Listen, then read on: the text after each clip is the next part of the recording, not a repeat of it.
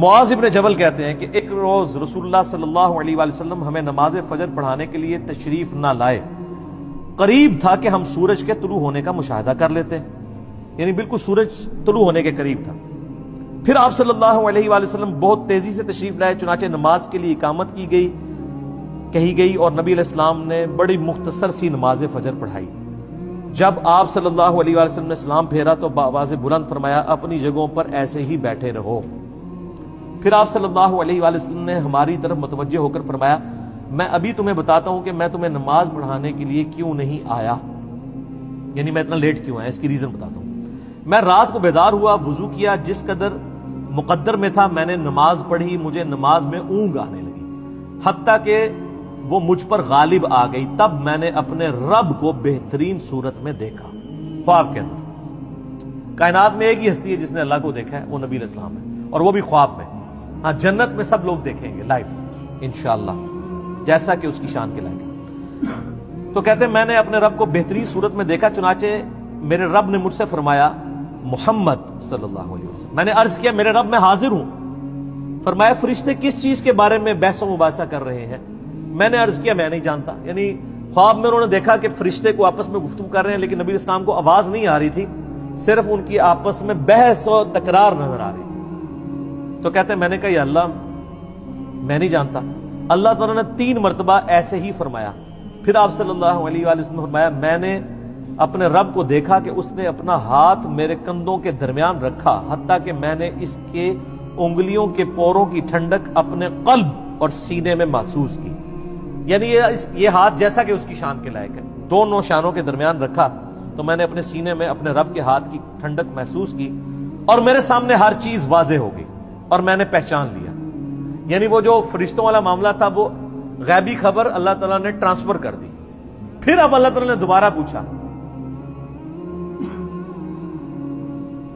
محمد، میں نے عرض کیا، میرے رب میں حاضر ہوں. فرمایا، مقرر فرشتے کس چیز کے بارے میں بحث کر رہے تھے؟ میں نے عرض کیا، گناہ مٹا دینے والے اعمال کے بارے میں. تو اللہ نے فرمایا کہ محمد وہ کیا ہیں؟ میں نے عرض کیا، جو کچھ اب فرشتوں والا علم حضور صلی اللہ علیہ وسلم کو بھی ٹرانسفر ہو گیا، کہ باجماعت نماز پڑھنے کے لیے پیدل چل کر جانا. یہ گناہ مٹا دینے والے اعمال ہیں، جو سورۃ الانعام میں سورہ طٰہٰ کے اندر آتا ہے نا کہ جو گناہ ہیں وہ نیکیاں جو ہیں گناہوں کو مٹا دیتی ہیں. تو یہ سورہ ہود کے اندر نیکیاں گناہوں کو مٹا دیتی ہیں. تو وہ کون سی نیکیاں ہیں؟ پیدل نماز کے لیے چل کے جانا، نماز کے بعد مسجد میں ہی بیٹھے رہنا، یہ دوسری نیکی.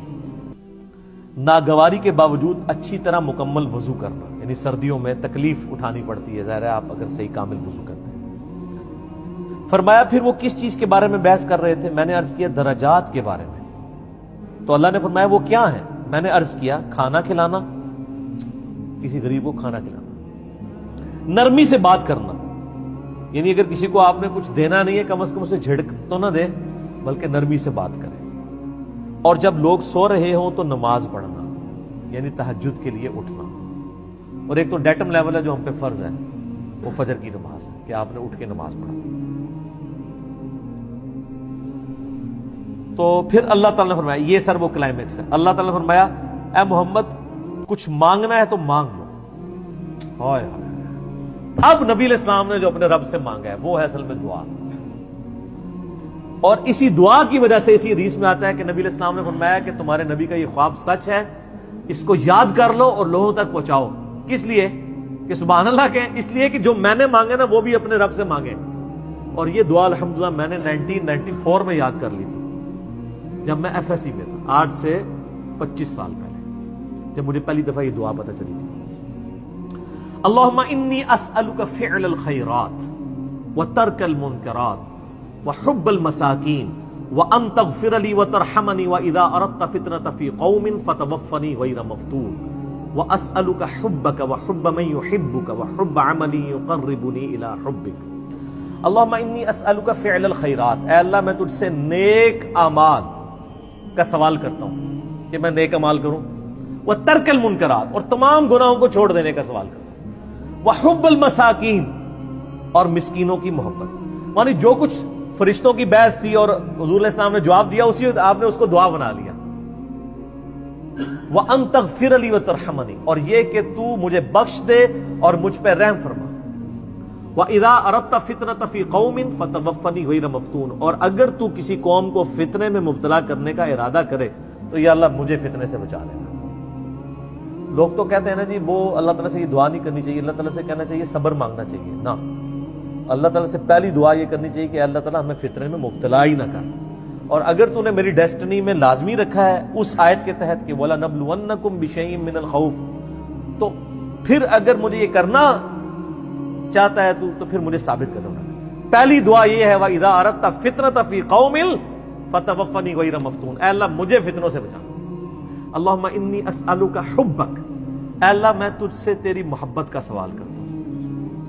وحب من یحبک، اور میں ہر اس شخص کی محبت تجھ سے مانگتا ہوں جس سے تو محبت کرتا ہے. یعنی سارے انبیاء کی محبت، اہل بیت کی، صحابہ کی، نیک لوگوں کی. اللہم انی اسألک حبک وحب من یحبک وحب عمل یقربنی الی حبک، اور میں اللہ ہر اس عمل کی محبت تجھ سے مانگتا ہوں جو مجھے تیرا قرب عطا کر دے. یعنی میرا ہر عمل ایسا ہو کہ جو مجھے تیرے قریب کر دے. ایک تو وہ دعا ہے نا ابو داؤد کے اندر سنن نسائی میں کہ معاذ ابن جبل ہی کو نبی علیہ السلام فرمایا تھا اے معاذ میں تجھ سے محبت کرتا ہوں. ان کا یا رسول اللہ میں بھی کرتا ہوں. تو فرمایا معاذ یہ دعا کبھی نہ چھوڑنا، ربی اعنی علی ذکرک و شکرک و حسن عبادتک. یہ وہی دعا ہے، اے اللہ میں تیری مدد چاہتا ہوں تیرا ذکر کرنے پر، شکر ادا کرنے پر، اور اچھے طریقے سے عبادت کرنے پر. اور نسائی میں الفاظ ہیں اللہم کے ساتھ، یہ دونوں الفاظ ٹھیک ہے. ربی اعنی اور اللہم اعنی دونوں الفاظ سنت سے ساتھ.